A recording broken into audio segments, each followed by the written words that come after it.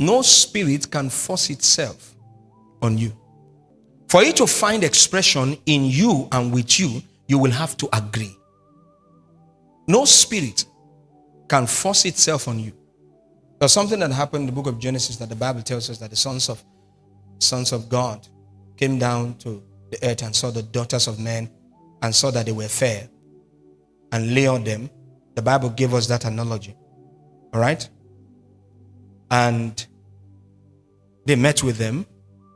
The Bible said the resultant effect of that was that giants were born from that union. All right? But do you know one thing? It was because the daughters of men endorsed it. They must have told them something that they agreed to. The Bible said they saw that they were fair. And I know, as I studied, I discovered what they told them was not the normal wooing of a lady. You know, you're beautiful, your hair is fine. No. They told them what they can do because remember, they are spirit beings. They came, they got body. They told them things about the earth that they mortals do not know.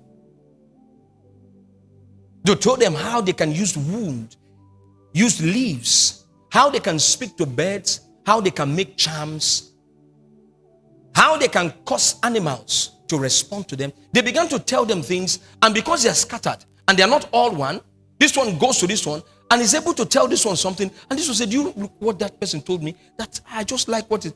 And by that, they were able to melt their heart to the point they got them to bed.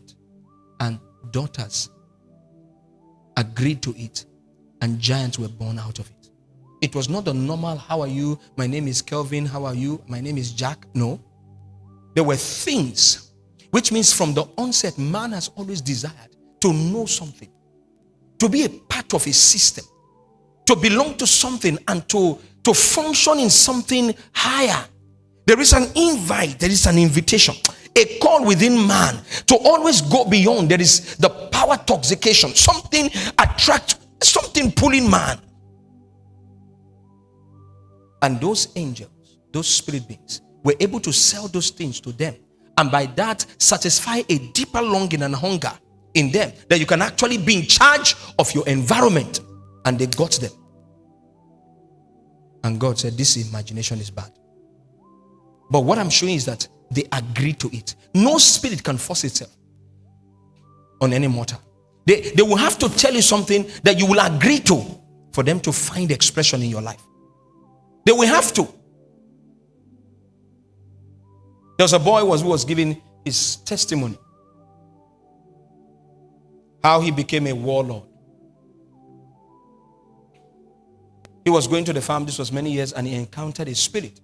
And the spirit began to tell him things about himself. And he liked it. And the spirit asked him, "Do you like what I'm telling you?" He said, "Yes, I like it." He said, "So be meeting me here every evening and let's talk." And guess what? Every evening the guy will come there. What do you think you call that? Agreement. An agreement is covenant. The boy might not know that agreement is covenant, but the spirit knows that agreement is covenant. That is why you have a dream where you are told in the dream that you die, and you wake up and you cry. You are gradually agreeing to something. But if from that place and you woke up and you shouted no, it means you disagree. And disagreement is not endorsement. And silence can become agreement. Am I talking to someone? So you wake up and say no, no, no. When you are saying no, no, no, what's that? Before you share with someone, you first shout no, no, no, no. And you go to the closet and begin to rebuke that thing. I do not accept this thing. You see this, your verdict. I don't accept it. I don't buy into it. Then you bring out a higher agreement, the one you agree to. With long life will I satisfy you. This is the one I voted for. As big as God is, without your personal agreement to his will, his word, his purpose, his vision, his picture, He can't force you, sir. He can't. If not, God would have forced all men to be saved. How many of you want to have a good life? Listen, by waving, you just agree to something. No, let's try it again. How many of you want to have a good life? You just agree to something.